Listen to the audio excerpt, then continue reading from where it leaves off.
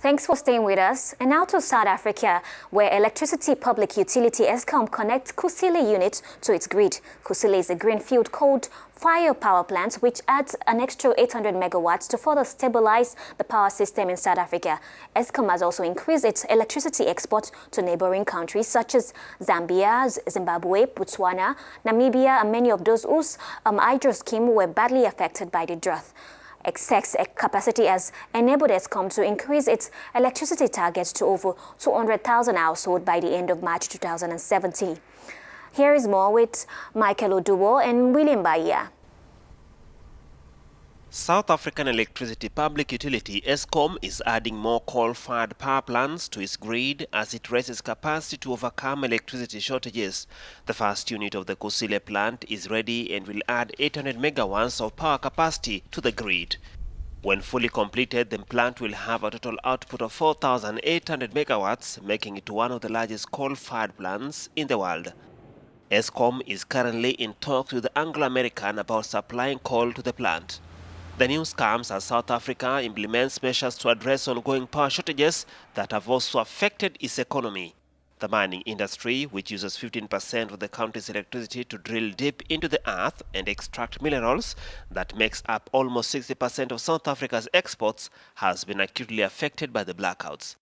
The country has since 2007 been experiencing widespread rolling blackouts as supply fell behind demand, threatening to destabilize the national grid. Eskom has the ability to produce 45,583 megawatts, but since 2007, it could only supply 24,000 megawatts due to lack of maintenance and investment. With a reserve margin estimated at 8% or below, the company says such loading shedding is implemented whenever generating units are taken offline for maintenance, repairs, or refueling. President Jacob Zuma's government has acknowledged the serious energy constraints the country faces, but says it is doing everything within its power to deal with the problem of energy shortage in the nation. It has in the meantime developed a plan which involves short, medium-term and long-term responses.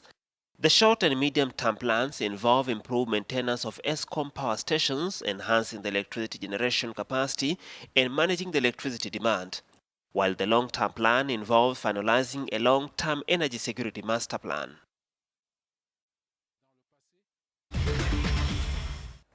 This is an interesting story of a young Congolese engineer, Rachel Kombela, who decided to go into entrepreneurship by industrializing the cassava leaf delicacy, popularly known as Saka-Saka. Her story is more peculiar, with her bagging the prize of the Starter Opa Challenge launched by Total in Africa, and also being granted bonus of about 800,000 CFA by MTN. Here is more with Barbara Lundu and Victor Monsieur.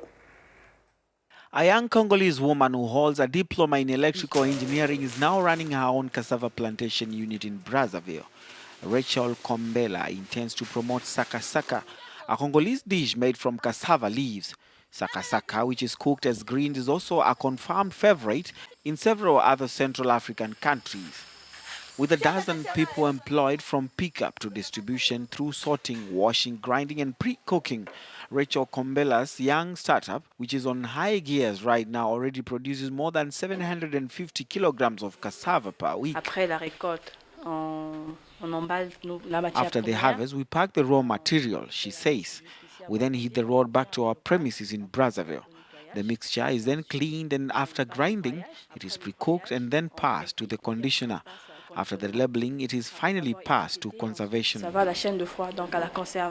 However, apart from the manioc or Saka-Saka leaves, which constitute its flagship product, Rachel Kombela intends to expand her activities to other local products and commodities such as peanuts, cassava, tubers and chili.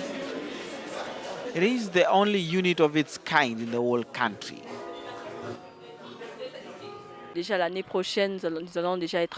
Already next year, we plan to enter the markets across the border in the DRC. With this startup, Rachel Kombela won the prize of the Startup Challenge sponsored by Total in about 30 countries in Africa. The prize money is about 5 million Central African francs, as well as a 20-year promotional contract. And that does it for this week's edition. Get interactive via our social media platforms, both in English and French. Join us again, same time next week.